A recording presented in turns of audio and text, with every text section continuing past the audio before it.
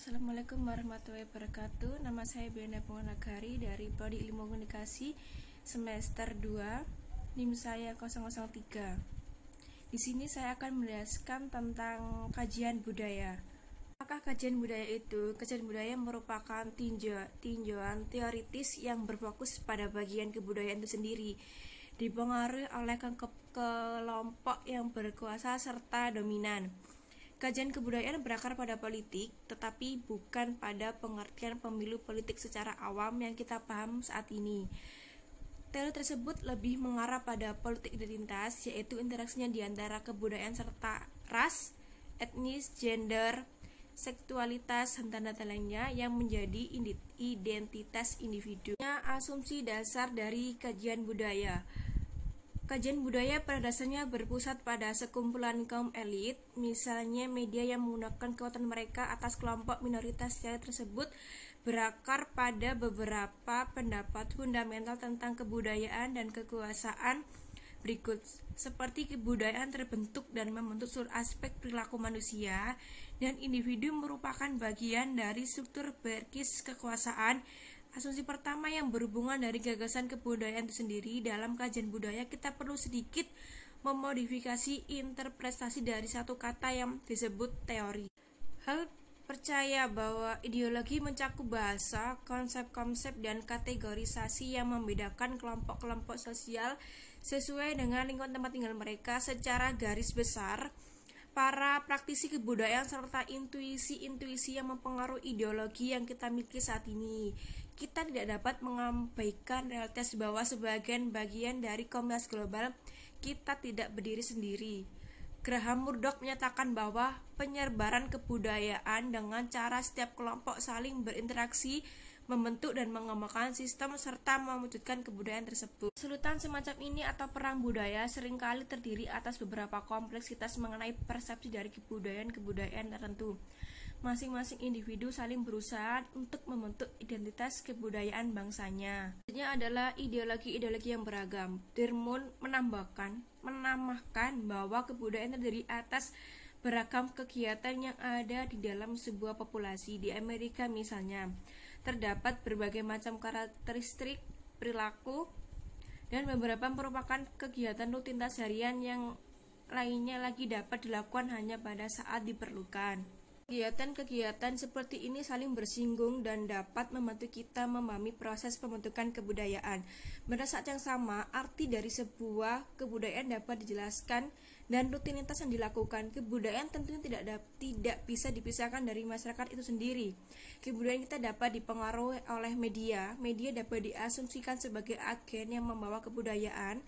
Namun dalam bab ini justru media memiliki peranan yang lebih, tidak sekedar agen pembawa budaya. Dengan mempertimbangkan kata-kata dari Michael Riley yang menyatakan bahwa media menyerang kehidupan kita, membentuk kita, serta lingkungan menyebarkan informasi dan mempersuasi kita tentang berbagai macam produk serta kebijakan. Namun tidak diragukan lagi, misalnya bahwa media mampu menyampaikan secara langsung ataupun tidak langsung isi informasi yang dapat memikat keluarga Petrillo contohnya untuk bermimpi memiliki rumah pribadi. Asumsi yang kedua adalah bagaimana sebuah kajian budaya berhubungan dengan individu yang memiliki peran penting dalam sebuah hierarki sosial. Dan selanjutnya adalah hubungan antar tujuan kebudayaan serta kekuatan.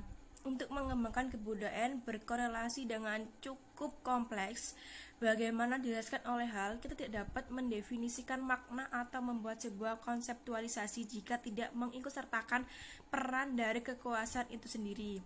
Kekuatan merupakan sesuatu yang mengelompokkan keinginan-keinginan dalam masyarakat, namun mereka belum tentu dapat mencapainya. Sumber utama kekuatan di dalam masyarakat adalah media itu sendiri. Hal berpendapat bahwa media berperan penting dan sangat besar dalam kebudayaan. Ia tidak segan untuk menyebut karakter media sebagai sesuatu yang tidak jujur serta kotor dalam budaya beraneka ragam. Hal berargumen bahwa tidak boleh ada satupun intuisi yang berhak untuk menentukan apa yang layak disebarkan kepada publik. Ada sebuah tradisi di mana para jurnalis berperan sebagai penjaga kebudayaan bangsa. Saat ini Ikatan Jurnalis Profesional menghimbau kepada penulis blog, juga ikut berperan sebagai penjaga kebudayaan masyarakat. Ini adalah hegemoni atau pengaruh massa. Konsep mengenai hegemoni merupakan sesuatu yang penting untuk dibahas ketika membicarakan mengenai kajian budaya. Dan banyak dari teori-teori yang digunakan mengacu pada pemahaman kata ini. Scott Lush menyatakan bahwa dari awal kajian budaya dicetuskan pada tahun 1970, yang dimana hegemoni telah menjadi konsep yang sangat penting. Hegemoni dapat diartikan secara luas sebagai sebuah pengaruh kekuatan maupun dominasi dari satu kelompok sosial terhadap kelompok lain. Ada apa gerangan yang terjadi di dunia ini, di sekolah, ataupun di televisi? Setuju akan pengangguran. Konsep hegemoni yang dicetuskan oleh Gramsci didasari oleh Ida Marx atas kesadaran yang salah, sebuah kondisi di mana individu tidak sadar akan dominasi pihak lain atas hidup mereka, yang pada akhirnya masyarakat akan lebih memilih untuk tinggal dalam kelompok yang memberikan mereka hak secara memadai dan menyetujui ideologi budaya dari kelompok yang lebih dominan di bawah budaya yang hegemoni. Beberapa orang akan mendapatkan keuntungan sementara yang lainnya akan cenderung merugi. Selanjutnya adalah kompetisi dari berbagai macam ideologi kebudayaan. Terdapat ideologi multiple atau jamak dalam masyarakat yang kompleks sebagaimana yang ada di Amerika Serikat. Hal menyebut hal ini dengan teater perjuangan yang artinya berbagai macam ideologi yang ada dalam masyarakat saling berkompetisi dan berada pada konflik. Teori dalam publikasi populer. Salah satu industri terbesar di dunia dan menghasilkan banyak keuntungan adalah industri tembakau. Penulis memberikan gambaran bahwa terdapat 80.000 pekerja anak di industri tembakau Malawi yang menderita keracunan nikotin. Nyatanya perusahaan besar tembakau yang memiliki peraturan untuk tidak memperkerjakan anak di bawah umur menyatakan bahwa mereka mematuhi peraturan tersebut. Dengan kata lain, tidak ada yang mau bertanggung jawab atas meningkatnya kasus keracunan nikotin pada remaja dan anak-anak yang bekerja lebih dari 12 jam per hari. Assalamualaikum warahmatullahi wabarakatuh.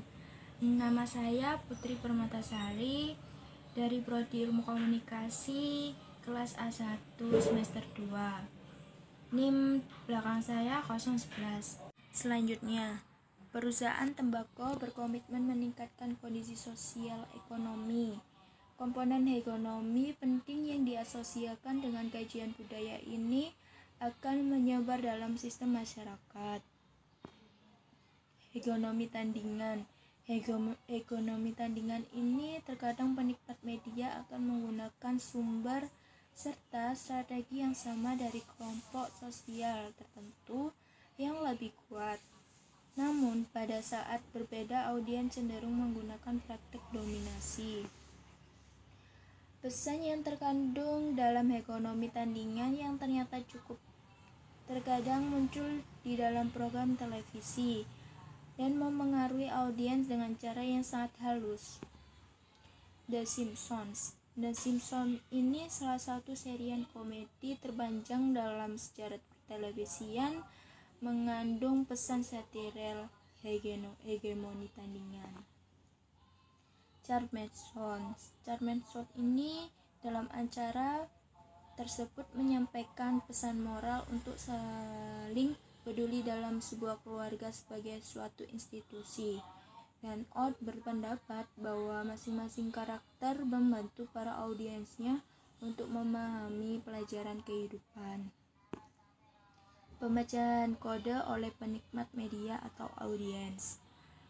Ini menerima informasi dari orang lain. Kita menginstruksikan informasi tersebut sesuai dengan persepsi, pikiran, dan pengalaman sebelumnya akan hal tertentu. Hal mengelaborasikan tentang bagaimana pemecahan kode tersebut dalam media. Posisi hegemoni dominan. Posisi hegemoni dominan ini hal menghubungkan penggunaan kode tersebut dengan cara memproduksi interpretasi hegemoni di dunia nyata. Hal juga menyatakan bahwa meskipun audiens televisi akan menerima interpretasi dari kaum para elit, mereka akan mungkin membuat pengeluaran sekiranya pengaturan tersebut dirasa kurang sesuai. Posisi oposisi.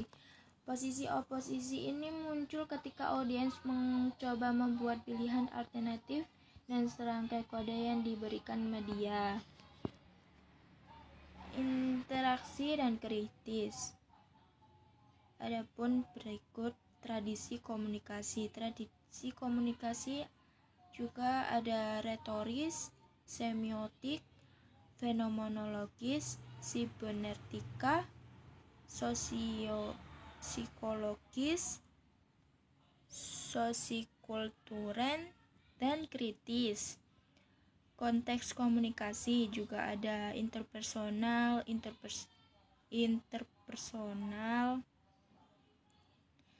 kelompok kecil, organisasi, publik atau retoris, massa, dan media kultural. Pendekatan untuk mengetahui yaitu ada empiris dan kritis. Kriteria evaluasi ada ruang lingkup, konsistensi logis, dan uji waktu. Konsistensi logis. Konsistensi logis ini berhubungan dengan para audiens televisi.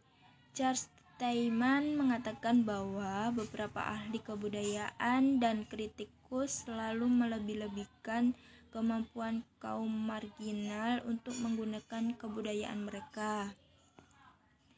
Utilitas muncul dan menurut hal populasi sudah terlalu lama berada pada subordinasi. Heuris ini banyak dilakukan penelitian mengenai prinsip-prinsip dari kajian budaya. Kajian budaya ini menjadi salah satu kajian teoretis secara tradisional dan Struktural sangat dihargai karena kritiknya terhadap kaum elit dan telah memberikan perhatian kepada kaum marginal. Sekian dari presentasi kelompok kami. Jika ada kesalahan atau kekurangan dari kelompok kami, saya mohon maaf. Saya akhiri. Wassalamualaikum warahmatullahi wabarakatuh.